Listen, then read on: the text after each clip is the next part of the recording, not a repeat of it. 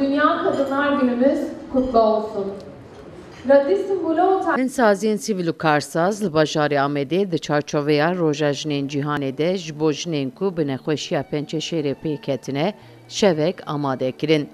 Di şevê de 105 jinên ku bi nesaxiya kanserê re tê dikoşin amade bûn. Heman demî de nûnerên jor, sazî û komeleyan jî ji bo piştgiriya jinan amade bûn û yek bi yek axaftin. Armanc li darxistina şevê û saet amajê pêkirin ku di nava jiyanê de mirovên ku yên herê rastê zehmetiyetên jinin. Lê jin bi qîmetin. Pêdiviya jinên ku bi nesaxiya pençeşêrê ketine jî bi piştgiriya mirovan hebû. Ji bo ku xwe bi tenê hîs nekin, ev şev hatiye li darxistin.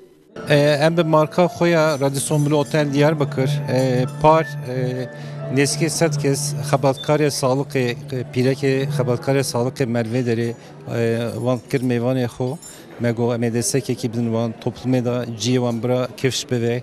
Îsal jî me vê amaca xwe daha mezin kir. İsal li Derneka Diyarbakır Yeniden Yaşam Kanserle Mücadele Derneği neske 405 kes pîrek kanserê nexweşîna kanserê bi wan raye. Jivan kanser nexweşîna kanserê jivan pîreka îşev neske 105 kesî em ê li vê derê nanekî bidin wan. Em ê wan serfinaz bikin, em ê wan kêfxweş bikin, ji bo ku êşa xwe ji bîr bikin.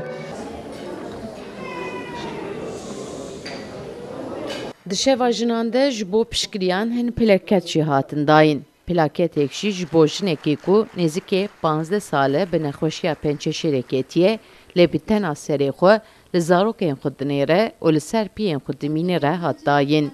Jin, çîrokên xwe ane saxiye û kêxweşiya şevê û saanên ziman.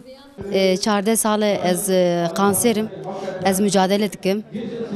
Viya 5 sal berê jî çavê min çû, çavê min nabîne û çar hev zarokenin. Ez belavan zaroka jî ji xwe îdare dikim. Temîziya wan, oqula wan, şîva wan ez ji xwe re hel dikim. û hemdê Xwedê heyeta wan roja hatim û ez mücadele dikim. Ez zanim yûkê min, ez zanim pir e, ez zanim derdê min, sorunê min, sıkıntiyê min pir in. Ama ji viya jî car jî çok şükür. Yani hemdê Xwedê ez ji xwe re îdare dikim û ez benda sevra Xwedê Teala me. Rokê gelek baş e, gelek xweş e. İnşallah her daim eva xweş here. Ji gelekî re hemiya re pîroz dikim. Hemî ser çava da hatine. Nexweşiya me zê îşte ev qasir hastasîne em hatine li vir. Em dixwazin ki enkî kêfxweş bibin, enkî moralê me düzelmiş be. Em daha hani xweş herin malê. İnşallah dê baş derbas be.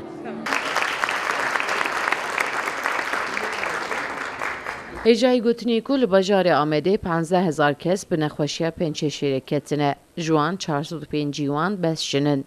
Di xwarina şeva moralê de hunermendên Kuşî stranên xwe gotin, jinên nexweşî li ber stranan govend gerandin. Sevda Kapan, Kurdistan TV, Amed.